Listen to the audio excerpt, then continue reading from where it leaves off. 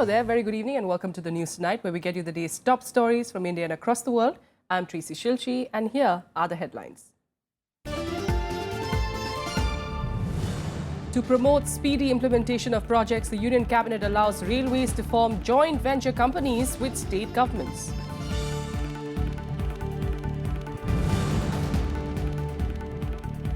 Sanitation workers strike, piles up garbage on the streets of Delhi. Aam Aadmi Party government offers 500 crore rupees loan to pay their salaries.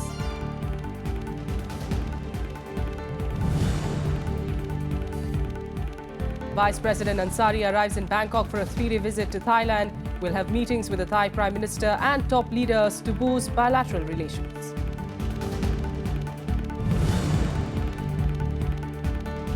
Ten soldiers are buried in an avalanche in Himalayas near the India-Pakistan border. Incident took place while patrolling a glacier at an altitude of 19,000 feet. And the first case of sexually transmitted Zika virus is detected in Dallas City of the US. World Health Organization warns of rampant spread of the virus in Africa and Asia.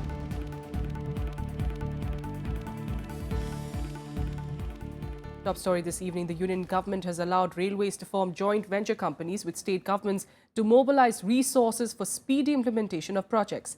It has also decided that all allocations of coal linkages for non-regulated sectors such as cement, steel, sponge iron, aluminium, etc. will now be auction-based. In a bid to ensure greater participation of states and speedy implementation of rail projects, the Union Cabinet has allowed the railways to form joint venture companies with state governments to mobilize resources. The joint venture companies will be responsible for identifying projects, land acquisition and possible financing.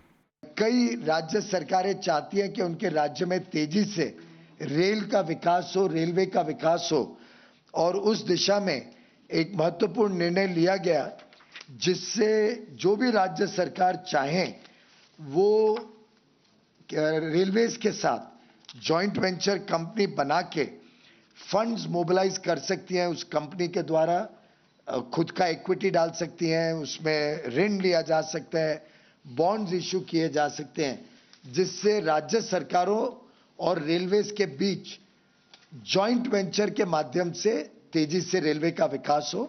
Giving a fair chance to all market participants of the non-regulated sector to secure coal linkage, irrespective of their size, the Union Cabinet also decided to auction coal linkages. The proposed auction methodology will lead to the price through a market mechanism. बिजली और खाद, fertiliser and power, ये दो sectors को छोड़ के बाकी सब सेक्टर्स हैं, स्टील, एल्यूमिनियम, स्पॉन्ज आयरन वगैरह, सीमेंट, इन सब सेक्टर्स को जो लिंकेजेस की आवश्यकता पड़ती है वो भी आगे चल के ऑक्शन के माध्यम से एक ट्रांसपेरेंट इक्वल अपॉर्चुनिटी सबको मिले, बिड करके ऑक्शन के माध्यम से वो कोयले की लिंकेजेस सबको मिल सके, ऐसा एक निर्णय आज केंद्र सरकार ने लिया है. The CCA also gave its approval to increase the MSP of copra for the 2016 season. While the MSP of milling copra has been increased from 5,550 rupees to 5,950 rupees per quintal, the MSP of ball copra has been increased from 5,830 rupees to 6,240 rupees per quintal. CCEA also approved delinking of Rajasthan Electronics and Instruments Limited, Jaipur, from its parent company Instrumentation Limited and turn it into an independent central public sector enterprise under the Department of Heavy Industry. Vishal Dahiya, Rajya Sabha TV, Delhi. Meanwhile, the continuing protests by NCD workers have brought Delhi to its knees. Sanitation workers today came out in large numbers on the national capital streets, throwing garbage and filth at major road intersections. Commuters, in fact, had a harrowing time during peak hours, but the political blame game over the civic crisis refuses to die down. While the Aam Aadmi Party blames the BJP for instigating the crisis, the opposition BJP and the Congress accuse the Kejriwal government of deliberately curtailing funds to the corporations.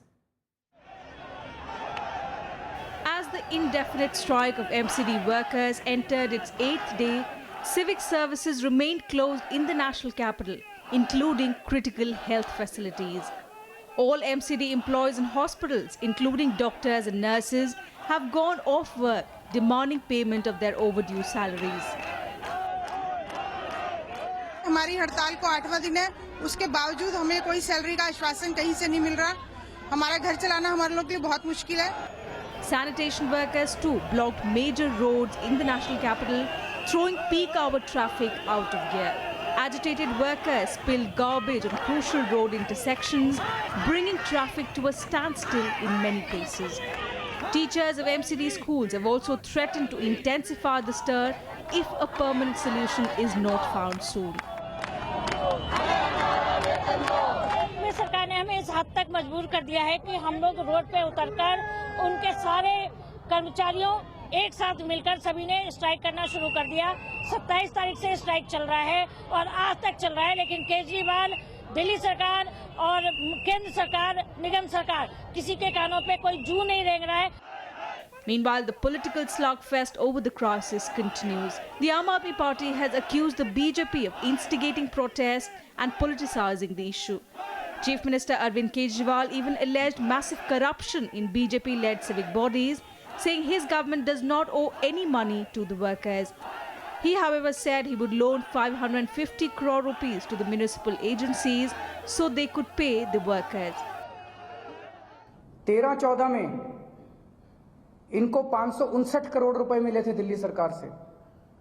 14-15 में इनको 545 करोड़ रुपए मिले थे दिल्ली सरकार से, और हम लोगों ने इस साल इनको 893 करोड़ रुपीस दिए हैं। पिछले 3 साल में हर साल इनको 550 करोड़ रुपए मिलते हैं। हम लोगों ने इनको लगभग 900 करोड़ रुपए दे दिए, ऑलमोस्ट डबल पैसा दिया है। तो एक प्रश्न ये उठता है कि अगर पिछले साल तनख्वाहें दी जा रही थी, पिछले 4 साल से तनख्वाहें दी जा रही थी, तो इस साल डबल पैसा मिलने के बाद भी वो तनख्वाह क्यों नहीं दे पा रहे हैं? ये पैसा गया कहां? But Kejriwal's solution didn't find any takers in the Congress or the BJP. He has a historic mandate. In that mandate, there are thousands of things that he and his government can deliver for Delhi and its citizens. But instead of that, he always focuses in finding blame with others or trying to do work which is not in his area of work. इन्होंने इस वर्ष सिर्फ 1 करोड़ रुपया, एक मजाक है corporation के साथ में, 1 करोड़ रुपया सिर्फ बजट एलोकेट किया लोन के लिए। अब जाकर के ये 550 करोड़ रुपए लोन आज इन्होंने दिया है। अगर यही अगर अपने बजट में दे देते, यही अगर वो पहले दे देते, तो आज ये दिक्कत नहीं होती। Thousands of MCD workers have been on strike for over a week, paralyzing all civic bodies. Their protests have led to mounds of filth piling across the city, giving citizens a harrowing time. Bureau Report, Rajya Sabha TV. Addressing the Counter-Terrorism Conference 2016 in Jaipur on Wednesday, Home Minister Rajnath Singh said that the government is now formulating an effective strategy that would help prevent India from terror attacks in the future. He also said that most terror attacks emanate from Pakistan and that the country has to act against terrorists operating from its soil. Extending a friendly hand towards the neighbor, Rajnath Singh also said that India would stand by Pakistan if it takes a decisive action against terrorists and their organizations. Most of the terrorist attacks in India emanate from Pakistan, and it will have to show some sincerity and take concrete steps to rein in the various terror groups operating against India from its soil. If Pakistan takes concrete action against terrorists on its territory, it will not only improve the bilateral ties between both the countries, but also brings peace and stability in the South Asian region. Well, earlier at the conference, Foreign Secretary S. Jaishankar had said that countries that support terrorism must be named and shamed. Jaishankar called for greater international cooperation while pointing out that even so-called victims did not cooperate to fight terror at the global level. He mentioned Pakistan in this regard while asking it to share information on the Pathankot airbase attack. Jaishankar said that the attack had dented the dialogue process between the two countries. Naming and shaming must be carried out relentlessly in the case of perpetrators, supporters and connivers of terrorism. Tolerance for double standards on this issue must be equally frankly exposed. We have been in touch with the Pakistanis. We have been in touch with the Pakistanis at my level, at NSA's level, and we will remain in touch because it's only by remaining in touch on these sets of issues that we expect them to progress on the basis of information that we have provided to them. Meanwhile, in some grim news, rescuers are still searching for 10 soldiers feared buried in an avalanche in Siachen. The soldiers were hit as they patrolled the glacier at an altitude of 19,000 feet. The incident happened early Wednesday morning as the soldiers patrolled the northern Siachen glacier, dubbed as the world's highest battlefield. Rescuers from the Army and Air Force are searching for the soldiers. Avalanches and landslides are common in the area during the winter season, with temperatures dropping to as low as minus 60 degrees Celsius. Last month, 4 soldiers were killed in an avalanche, while last year another 4 died when their vehicle was buried under an avalanche near Leh. An estimated 8,000 troops have died in the glacier since 1984, many of them from avalanches, landslides, frostbite, altitude sickness or heart failure rather than combat.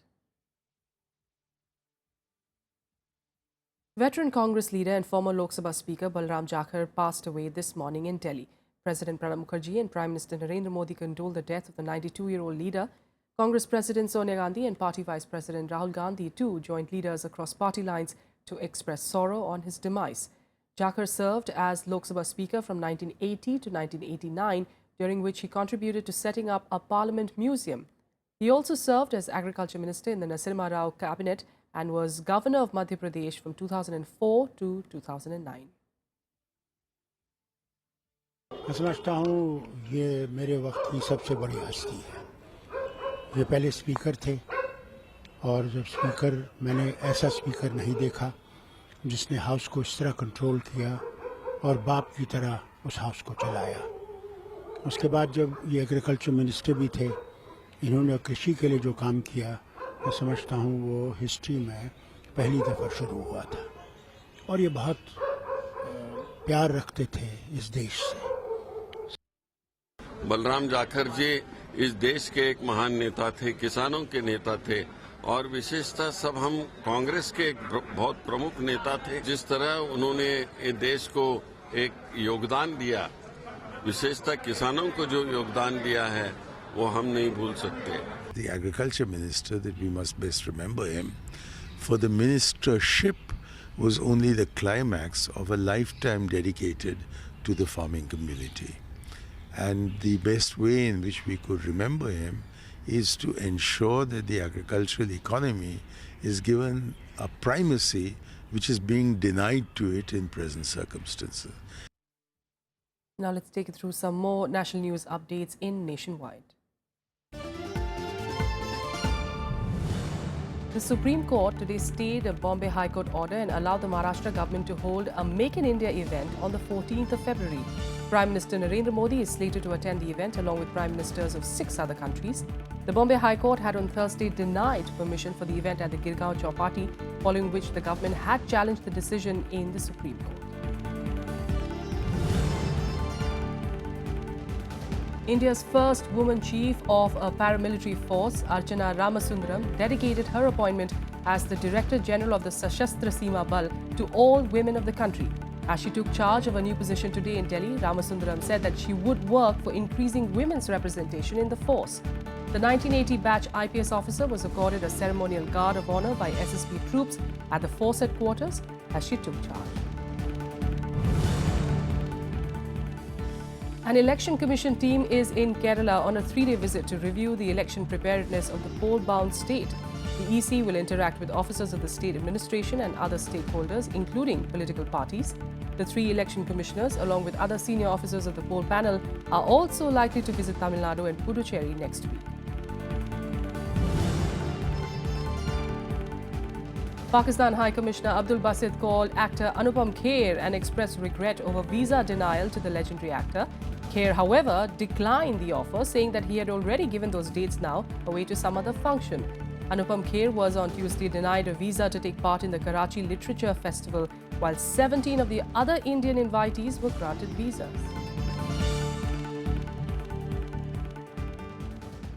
Without a quick break here, we'll be back with more. Stay with us.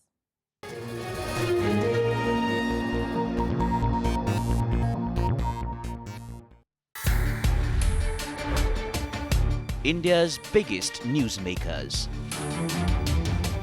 Opinion makers of the day. I had two questions. India, we all know we have been having a... The focus is really on highways. They are not stepping out and say that we will do it. In direct interaction. You can donate eye, but you cannot donate vision. The lack of the vision is an important problem in the country. RSTV takes television programming to a whole new level. Watch Transport Minister Nitin Gadkari in full flow on Spotlight, Thursday at 10 p.m.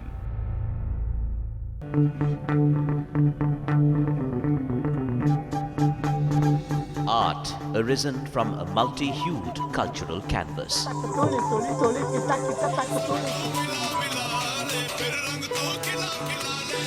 Tradition and cultural fervour dating back centuries.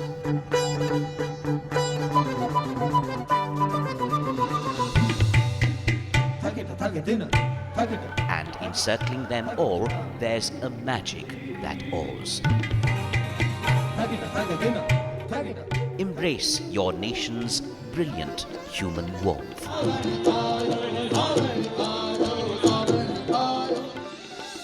Watch Colours of India, Sundays at 9:30 p.m. on Rajya Sabha television.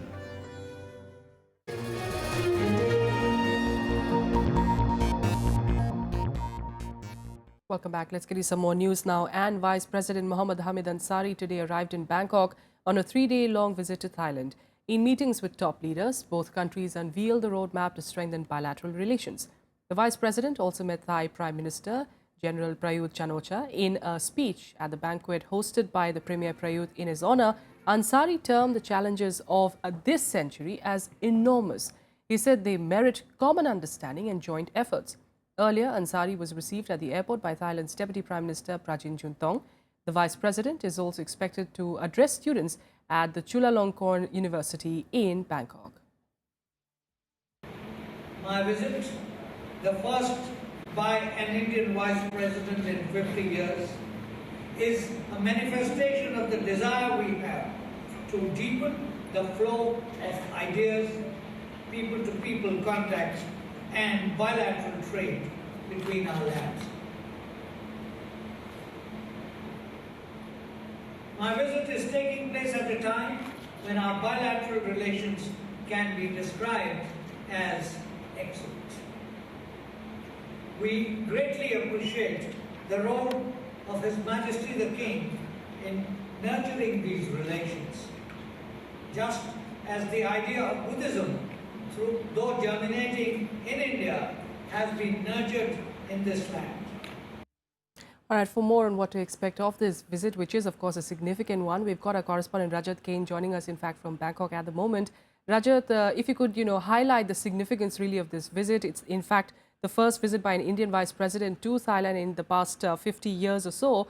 Talk us through the significance of it and what we can expect in the coming 2 days.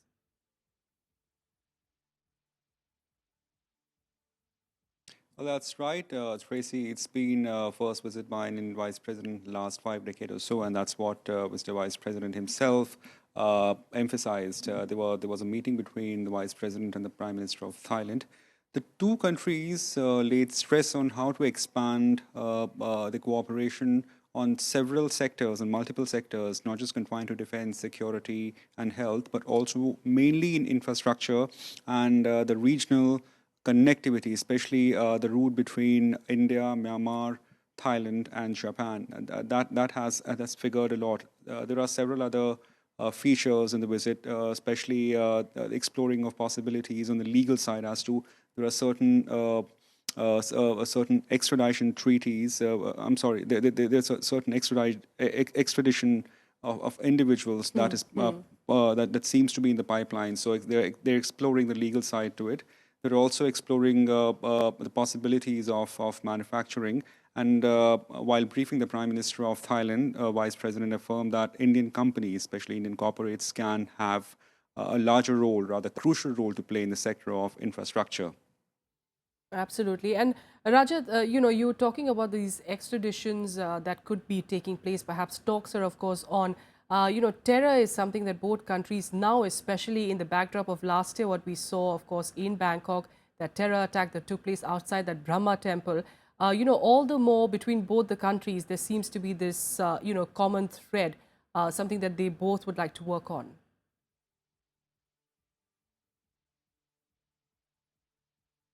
That's true. In fact, terror has figured primarily in the in meeting between the head of two states, and also in a previous visit to Brunei, Vice President has taken up the issue of terror and also affirmed that India has long-standing understanding with countries like Brunei and Thailand, and especially with now the emphasis on the Look East policy, Act East policy. I'm sorry, the emphasis has certainly grown. At the same time, India and Thailand has long-standing relationship when it comes to terror understanding. So now, after this visit, the two countries will perhaps strengthen further their ties on this particular sector. Absolutely. We'll leave it there for now. Rajya, thanks so much for joining us. Let's not forget Thailand and India, very close as far as culturally concerned as well. So the next 2 days, of course, is something we'll be tracking closely here on Rajya Sabha TV. Meanwhile, let's head on to some international news. And the US today reported its first case of sexually transmitted Zika virus in Dallas. The US Center for Disease Control said that the patient's partner had returned from Venezuela. The WHO has already declared a global public health emergency as the disease spreads rapidly through the Americas. Here's more. The Zika scare is spreading rapidly across the globe. On Tuesday, the US reported a rare case of sexually transmitted Zika disease. The Dallas City patient who had not traveled to any infected areas was not bitten by a mosquito. The patient's partner had, however, returned from Venezuela, prompting experts to conclude the virus was transmitted sexually. Texas has seen 7 Zika cases so far, all related to foreign travel. With Zika, we don't know exactly how long someone can remain infectious, but in this case, as we understand it, someone had just gotten sick with Zika, and that individual's sexual partner then developed Zika without a travel history. The CDC laboratory confirmed that both individuals do have recent Zika infection. As a precaution, the American Red Cross is urging people returning from Zika-hit countries to wait 28 days before donating blood. Brazil is the worst hit by the outbreak, with 3,670 suspected cases. 404 cases have been confirmed so far. Brazil's President Dilma Rousseff said the government will do everything to combat the mosquito that transmits the virus. Queremos fazer uma parceria com o governo americano, com o presidente Obama, que nós conversamos, para estabelecer a nossa capacitação no sentido, e para melhorá-la, no sentido. The WHO is warning of the likely spread of the Zika virus to Africa and Asia. Complications of this relatively mild illness do have potentially devastating effects for families.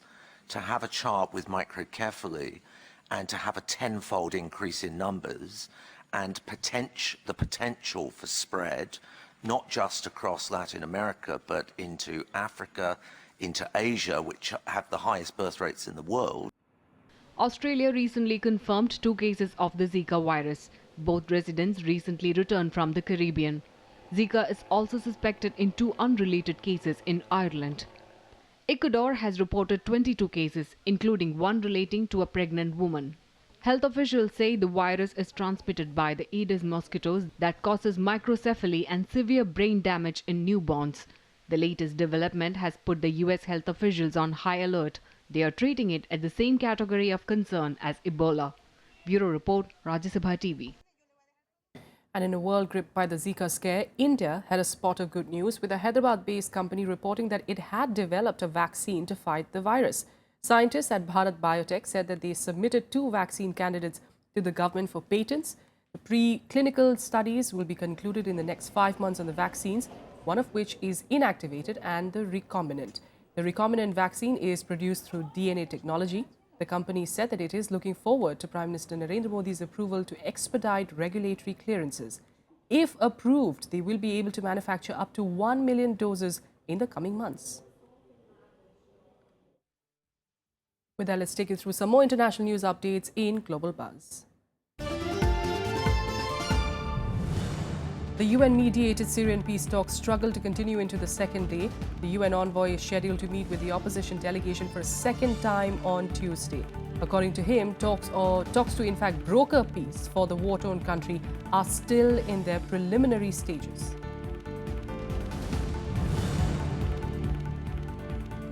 China said that it was concerned by reports that North Korea planned to launch a satellite. North Korea notified UN agencies that it planned to launch an Earth observation satellite in February. Japan placed its military on alert, while South Korea warned that it will pay a severe price if North Korea proceeds.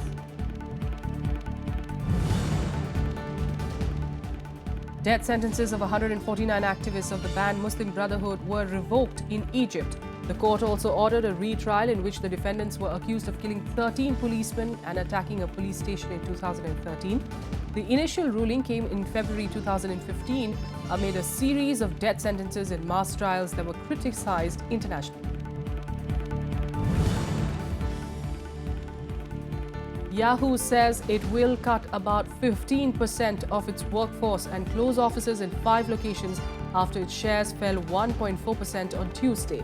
The company said that it will simplify product portfolio and had started to explore divesting non-strategic assets.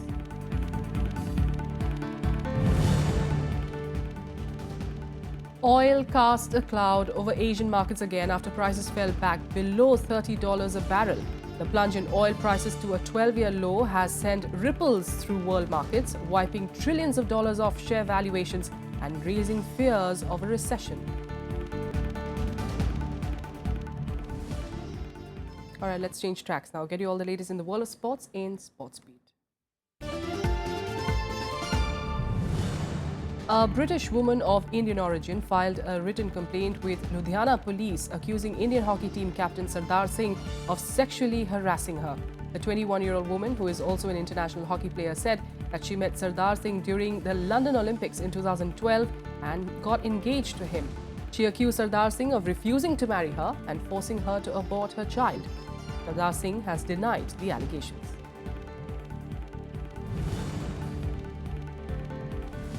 Israr Ali, a member of Pakistan's first ever test squad, passed away in his hometown of Okara in the Punjab province of Pakistan. He was 88 years old. Born on the 1st of May 1927 in Jalandhar, Israr played 2 tests against Australia in 1959 before ending his test career with 6 wickets. The medium-pace bowler also appeared in 40 first-class matches and claimed 114 wickets at an average of 22.63 and making 1,130 runs at 20.54. He appeared in Pakistan's first test 60 years ago. Barcelona and Brazil star striker Neymar suffered a fresh legal blow on Tuesday when prosecutors filed a tax fraud and forgery case against him. The 23-year-old and his family denied any wrongdoing over alleged irregularities in the superstar's signing for Barcelona in 2013. But hours after he gave the testimony in Spain, a new front opened up as federal prosecutors in Brazil launched proceedings against him and his father. And that's all we have for you on the news tonight. Thanks so much for joining us.